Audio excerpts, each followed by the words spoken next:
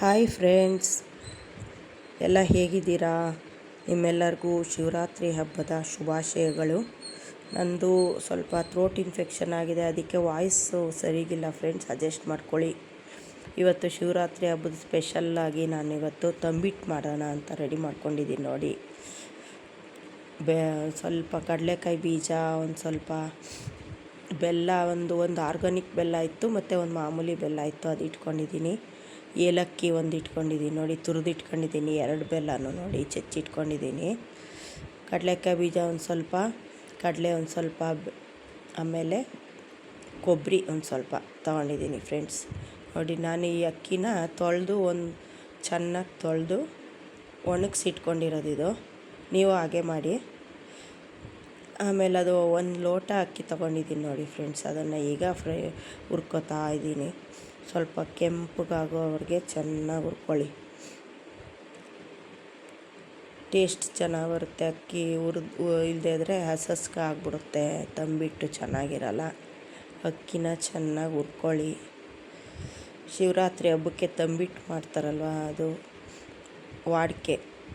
ತಂಬಿಟ್ಟು ಮಾಡಿದ್ರೆ ತುಂಬ ಚೆನ್ನಾಗಿರುತ್ತೆ ಫ್ರೆಂಡ್ಸ್. ಮಾಡಿ ನೀವು ಮನೇಲಿ ಸಂಜೆಗೆ. ಅದಕ್ಕೆ ಇವತ್ತು ನಾನು ಥ್ರೋಟ್ ಇನ್ಫೆಕ್ಷನ್ ಇದ್ದರೂ ನಿಮಗೆಲ್ಲ ತೋರಿಸೋಣ ಅಂತ ವಿಡಿಯೋ ಮಾಡ್ತಾಯಿದ್ದೀನಿ.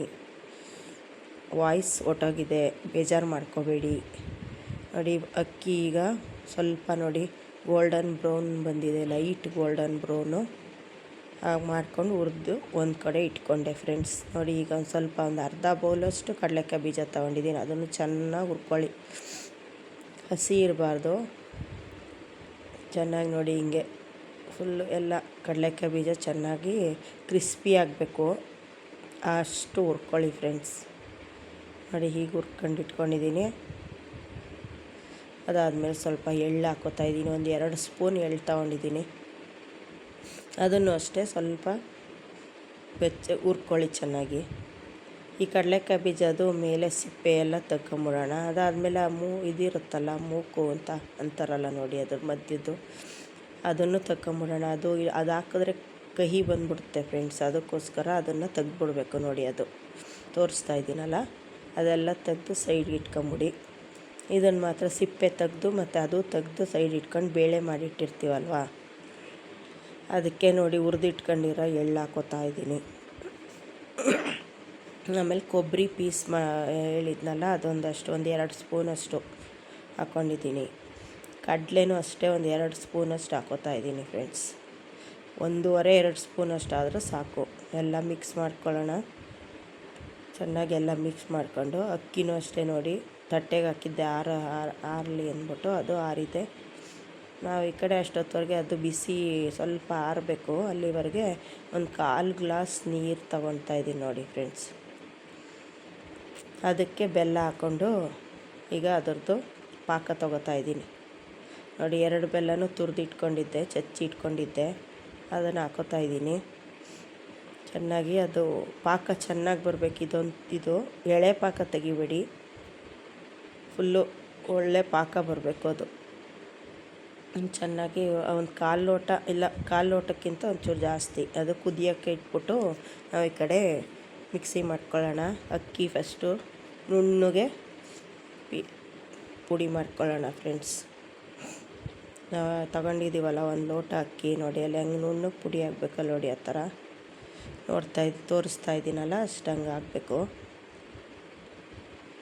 ಅದಾದಮೇಲೆ ಅದಕ್ಕೆ ಏಲಕ್ಕಿ ಹಾಕ್ಕೊಂಡು ಇನ್ನೊಂದು ಸತಿ ಗ್ರೈಂಡ್ ಮಾಡ್ಕೊಳ್ಳೋಣ. ಸ್ವಲ್ಪ ಉಳಿಸ್ಕೊಂಡಿದ್ವಲ್ಲ ಕಡಲೆ, ಅದನ್ನೊಂಚೂರು ಹಾಕ್ಕೊಂಡಿದ್ದೀನಿ.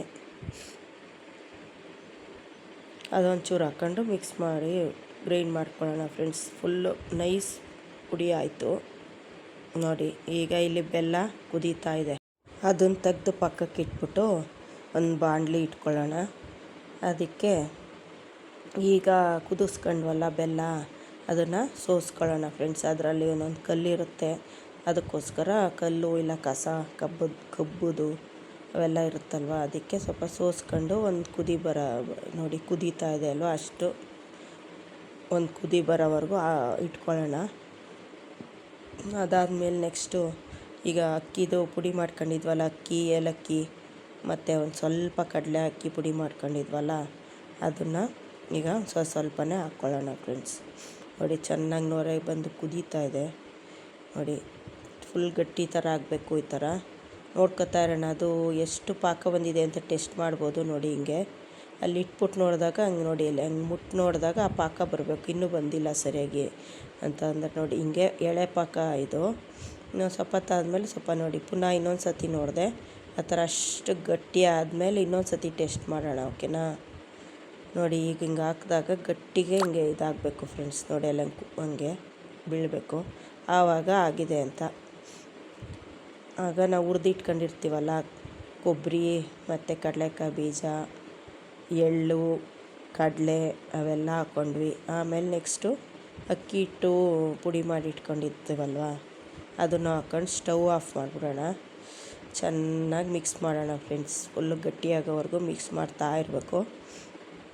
ನೋಡಿ ನಾನು ಮಾಡ್ತಾಯಿದ್ದೀನಲ್ಲ, ಹಾಗೆ ಮಾಡಿ ಚೆನ್ನಾಗಿ ಮಿಕ್ಸ್ ಮಾಡ್ಕೊಳ್ಳಿ.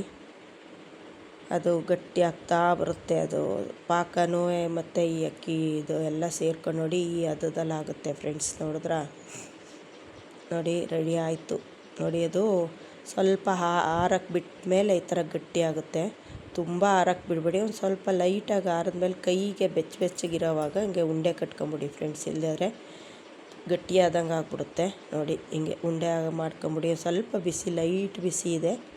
ಆಗಲೇ ನಾನು ಉಂಡೆ ಮಾಡಿ ಇಟ್ಕೊತಾ ಇದ್ದೀನಿ ನೋಡಿ. ಒಂದು ಲೋಟ ಅಕ್ಕಿಗೆ ನಮಗೊಂದು 7-8 ಒಂದು 10 ಸಣ್ಣ ಉಂಡೆ ಆದರೆ ಒಂದು 10-12 ಆಗುತ್ತೆ. ಸ್ವಲ್ಪ ದಪ್ಪ ಉಂಡೆ ಮಾಡಿದ್ರೆ ಒಂದು 7-8 ತಂಬಿಟ್ಟು ಮಾಡ್ಕೋಬೋದು ಫ್ರೆಂಡ್ಸ್. ಅರ್ಜೆಂಟ್ಗೆ ಬೇಕು ಅಂತ ತಿನ್ನಬೇಕು ಅನ್ಸಿದ್ರು ಮಾಡ್ಕೋಬೋದು. ಶಿವರಾತ್ರಿ ಹಬ್ಬದ ದಿನ ಮಾಡಿ ತಿನ್ನಿ. ನೋಡಿದ್ರೆ ಫ್ರೆಂಡ್ಸ್ ಎಷ್ಟು ಚೆನ್ನಾಗಾಗಿದೆ ನೋಡಿದ್ರಾ? ಸಾಫ್ಟಾಗೂ ಇದೆ, ಚೆನ್ನಾಗೂ ಇದೆ ನೋಡಿ. ಇವಾಗ ಅದನ್ನ ನಾನು ಪ್ರೆಸ್ ಮಾಡಿ ತೋರಿಸ್ತೀನಿ. ಸಾಫ್ಟಾಗಿದೆ ನೋಡಿ. ನೋಡಿದ್ರಾ? ಸಾಫ್ಟಾಗಿದೆ ಫ್ರೆಂಡ್ಸ್. ನೋಡಿ ನೀವು ಮನೇಲಿ ಮಾಡ್ಕೊಳ್ಳಿ. ಯಾರು ನನ್ನ ಚಾನಲ್ ಸಬ್ಸ್ಕ್ರೈಬ್ ಆಗಿಲ್ಲ ಸಬ್ಸ್ಕ್ರೈಬ್ ಆಗಿ, ಲೈಕ್ ಮಾಡಿ, ಶೇರ್ ಮಾಡಿ, ಕಮೆಂಟ್ ಮಾಡಿ. Thank you.